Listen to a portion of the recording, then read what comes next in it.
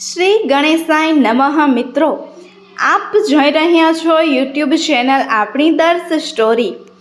આપ સૌનું સ્વાગત છે મિત્રો. આજે આ વિડીયોમાં મિત્રો શ્રી ખોડલના જન્મ જયંતિ નિમિત્તે ખોડલ માની જન્મની કથા તથા ગુજરાતમાં આવેલા વિવિધ સ્થાનકોની કથા વાર્તા આપણે સાંભળીશું. મા પરચાઓ વિશે સાંભળીશું. જો આપણને આપનો આજનો વિડીયો પસંદ આવે તો વિડીયોને લાઈક કરજો, શેર કરજો અને અમારી યુટ્યુબ ચેનલને સબસ્ક્રાઈબ જરૂરથી કરજો, જેથી કરીને આવનારા નવા વિડીયોની માહિતી આપ સુધી તુરંત પહોંચી શકે. ધન્યવાદ. આદ્યશક્તિ ઈશ્વરી પુનિત દેવી ગંગાધરા પર અવતરી નામ ખોડિયાર કરી મગર સવારી કરી હાથ ત્રિશૂળ પધારે તેવી સવાલ જય માં ખોડિયાર. સહાયક ભક્ત ભીડ ભંજન માં ખોડિયારને ઘણી ખમ્મા માને ઘણી ખમ્મા. મિત્રો, મા માસની અષ્ટમી તિથિ એટલે કે મા ખોડિયારની જન્મ જયંતિ. દેવી માની કૃપા પ્રાપ્તિ કરવા માટે આજે ભક્તોમાં ખોડિયારની આરાધના પૂજા કરશે. મા મંદિરે દર્શન ભીડ ઉમટશે અને માએ ભક્તો માને કાલાવાલા કરશે અને મા પણ પોતાના બાલુડાને લાડ લડાવશે. સર્વે મનોકામના પૂર્ણ કરશે. મા કૃપાળુ દયાળુ સર્વે ભક્તોના દુઃખ દૂર કરશે. આઈ શ્રી મા ખોડિયાર હિન્દુ ધર્મના દેવી છે. પરમ પૂજ્ય મા ખોડલ આઈ શિવ ભક્ત હતા. આપણે સૌ જાણીએ છીએ કે મા ખોડિયારના પરચા છે. મા ખોડિયાર 7 બહેનોણીઓ સહિત પૂજાય છે. મા આઈ ખોડિયાર ભક્તોની લાજ રાખવા વાળી દેવી શેષ છે. જે કોઈ ભક્તો માની શ્રદ્ધાથી ભક્તિભાવથી પૂજા આરાધના કરે છે તેથી મા ખોડિયાર વારે ચડે છે, સહાય કરે છે. મા ખોડિયારનો જન્મ ચારણમાં થયો હતો. તેમના પિતાનું નામ મામણિયા દેવ હતું અને તેમની માતાનું નામ દેવળબા હતું અથવા મીણબાઈ હતું. મા ખોડિયાર સહિત 7 બહેનો અને 1 ભાઈ હતા, જેઓના નામ છે આવડ, જોગણ, તોગણ, બીજબાઈ કે જે ખોડિયાર કહેવાય છે, અને ભાઈનું નામ હતું મેં લખ્યું અથવા તો મેરુમાલ. આઈનો જન્મ 7મી સદીએ મહાસની શુદ્ધ અષ્ટમીએ થયો હતો. તેથી આ દિવસે ખોડિયાર જયંતિ તરીકે સૌ ભક્તો ઉજવે છે. ભારત દેશમાં મા આઈ ખોડિયાર માને પૂજવા વાળો વર્ગ ઘણો મોટો છે. સમુદાય મોટું છે, જેમાં પ્રજાપતિ, આહિર, હાટ, રાજપૂત, લેવા, પટેલ, ગોહી, સરવૈયા, ચૌહાણ, પરમાર, ડાભી વગેરે શાખાના રાજપૂતો સમાજ, બ્રાહ્મણો, ચારણ, બારોટ, ભરવાડ, દેવી પૂજક, રબારી, તળપદા, હરિજન વગેરે કોમના લોકો કોઈપણ જાતના ભેદભાવ વગર માની પૂજા આરાધના ભાવથી કરે છે અને માના આશીષ પણ પ્રાપ્ત કરે છે. આઈ ખોડિયારનો જન્મની કથા ખૂબ જ રોચક છે. તેમ આપણે સાંભળીએ. ભાવનગર જિલ્લાના બોટાદ તાલુકાના રોહિશાળા ગામમાં મામણિયા નામે એક ચારણ રહેતા હતા. તેઓ માલધારી હતા અને ભગવાન શિવના પરમ ઉપાસક પણ હતા. તેમની પત્ની દેવળબા ખૂબ માયાળુ અને ઈશ્વર ભક્તિમાં લીન રહેવા વાળા હતા. તેઓ માલધારી હોવાથી ઘરમાં દુષાણાને લીધે લક્ષ્મીની ધનની કોઈ ખોટ ન હતી, પરંતુ ખોડાનો ખુંદરા ન હતો, એટલે કે કોઈ સંતાન ન હતું.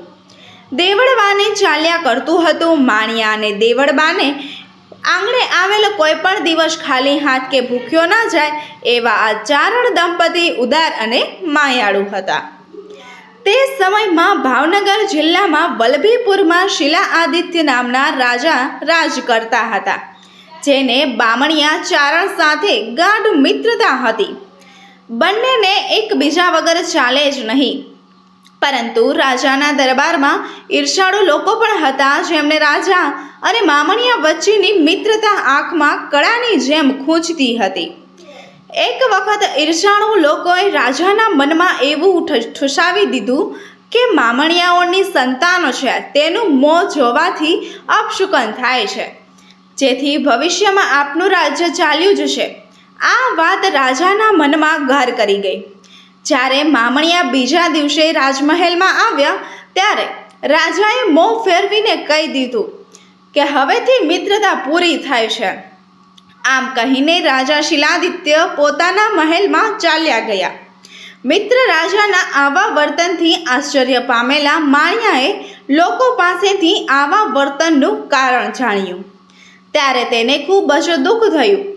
પછી તો લોકો તેને મળે એટલે વાંચ્યા મેળો માર્યા વગર રહે નહીં. પોતાના ઘરે આવીને મામણિયાએ આ બધી વાત પોતાની પત્નીને કરી.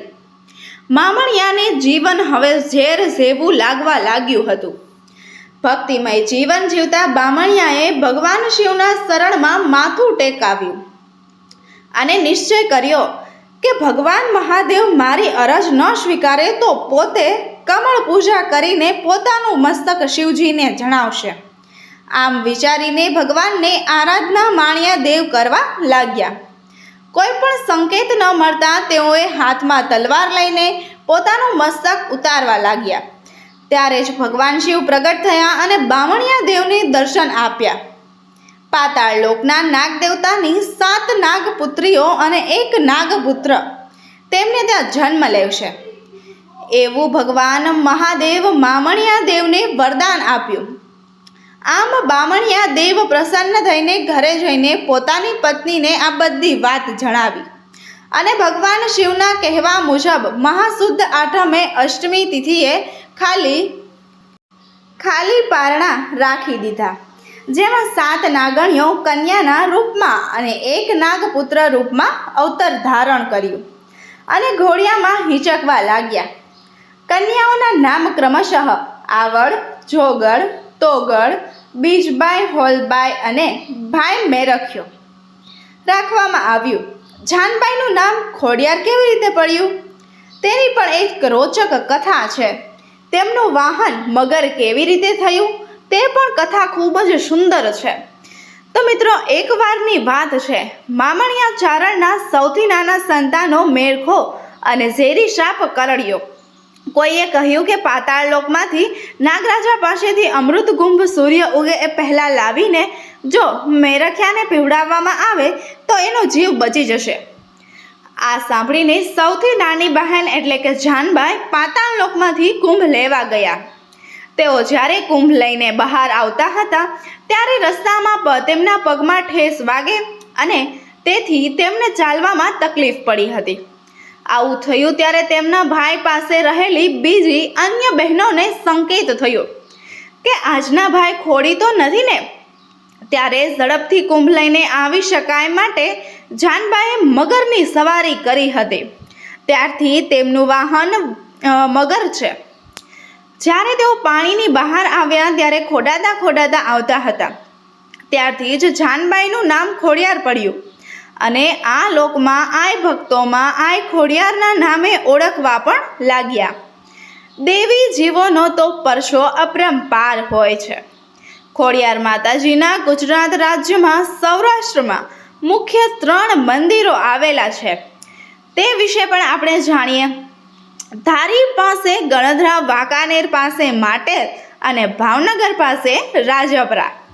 ખોડિયાર માના આ બધા સ્થાનકોમાં પાણીના ધરાદો આવેલા જ છે.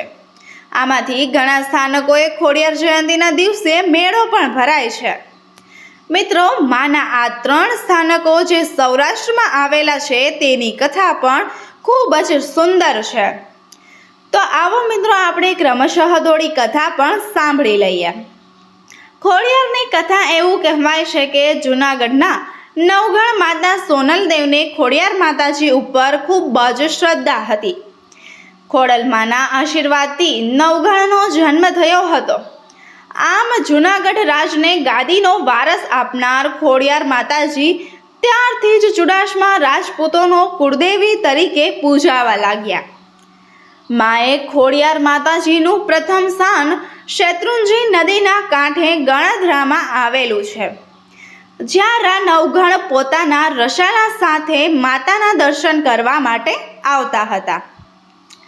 જ્યારે નવઘણ જીભની માનેલી બેનની રક્ષા કરવા માટે વારે પડ્યા ત્યારે તેનો ઘોડો 200 પૃથ્વી નીચે પડ્યો હતો. ત્યારે એમાં આય ખોડલે તેની રક્ષા કરી છે. સ્થળ આજે પણ ગઢડામાં ધૂણાથી થોડે દૂર મળે છે. ત્યાર પછી છે મા તેલ ગામની કથા. માટેલ ગામમાં ખોડલાએ પર છાપ પૂર્યા હતા.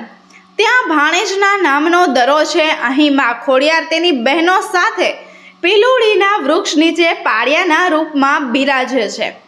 કહેવાય છે કે માટેલ ધરામાં માતાજીનું સોનાનું મંદિર આવેલું છે, જેને જોવા માટે ત્યાંના બાદશાહે 999 કોષ દ્વારા પ્રાણી ઉલ્લેખ કર્યું હતું.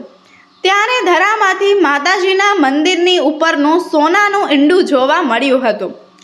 કહેવાય છે કે ત્યારે એમાં આઈ ખોડલે ભાણેજ અને હાકલ મારી. ભાણેજ એટલે કે વરસાદ રૂપે જળની ધારા થવા લાગી અને ધારા પાસેના 999 કોર તાણી ગયું. અને એટલું જ નહીં પણ 4 કોર ફેલાઈ ગયું અને ફરીથી ધરો પાણીથી ભરાઈ ગયો. આ માતા ખોડિયારે સતના પરછા પૂર્યા, જેનો ઉલ્લેખ આજે પણ સાંભળવા મળે છે.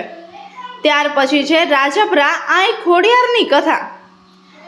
ભાવનગરના શિહોર તાલુકાના રાજપરા ગામે આઈ ખોડિયાર માતાજીનું સુંદર મંદિર આવેલું છે. આ મંદિરની સામે જ પાણીનો ધરો છે, જે તાતણિયા ધરા તરીકે પણ પ્રખ્યાત છે. કહેવાય છે કે અહીં માં ખોડલ પ્રગટ થયા હતા, જેથી આ મંદિર તાતણિયા ધરાવાળી ખોડિયાર માનું અથવા તો રાજપરા ખોડિયાર મા તરીકે ભારતભરમાં પ્રખ્યાત છે. દેશ વિદેશથી ભક્તોમાં દર્શન કરવા માટે આવે છે. આ મંદિર કુદરતી વાતાવરણ વચ્ચે આવેલું રમણીય ધાર્મિક સ્થાન છે. ભાવનગરના રાજવી પરિવારમાં ખોડલને કુળદેવી તરીકે પૂજે છે. અહીં મામાએ ભક્તો દર રવિવારે, મંગળવારે શક્તિપીઠ સમાજ તીર્થ સ્થાને માતા ખોડલની કૃપા પ્રાપ્ત કરવા માટે ભોજન આઠન પાઠ વિધિ કરે છે. રાજપરામાં માતા ખોડલ પ્રગટ થયા તે સ્થાન અને જ્યાં માતાજી સમાયક તે નાની ખોડિયાર મંદિરનું સ્થાન પણ આવેલું છે. આ સૌરાષ્ટ્ર ગુજરાતમાં આવેલા 3 માસ આઈ ખોડલના વિશ્વ પ્રખ્યાત સ્થાનો વિશે આપણે જાણીએ. કાગવડ મુકામે ખોડલધામ પણ પ્રખ્યાત છે. તો આપણે સાંભળી માં ખોડિયાર માતાજીની જન્મની કથા તથા વિવિધ સ્થાનકોના પરચા વિશે પણ સાંભળ્યું. આમ જોઈએ તો માની કથા તો અનંત છે, કહેવા બેસું તો કેટલું ટૂંકું પડે એવું છે. મા ભક્તોની માની કૃપા પ્રાપ્ત કરવા માટે શ્રીફળ ચુંદડી નૈવેદ્ય ધરે છે, પ્રસાદી ધરે છે, લાપસી ધરે છે અને કૃપા પ્રાપ્ત કરે છે. મા આઈ ખોડિયારના આ જન્મદિવસ નિમિત્તે, જન્મતિથિ નિમિત્તે સૌને વધારે શુભકામના છે. સૌરાષ્ટ્રની પુણ્યતિથિમાં આદ્યશક્તિ અવતાર પ્રગટ થયા. જોગ માવડી જય જય શ્રી ખોડિયાર. ભક્તો સૌ સાંભળો આદ્યશક્તિનું આ ગામ સુખ સંપત્તિ ખોડા ભરે, વિઘ્ન હરે રત્ન તણી, દાતાર ખોડ હરે ધન અન્ન ભરે, પ્રગટ માં ખોડિયાર.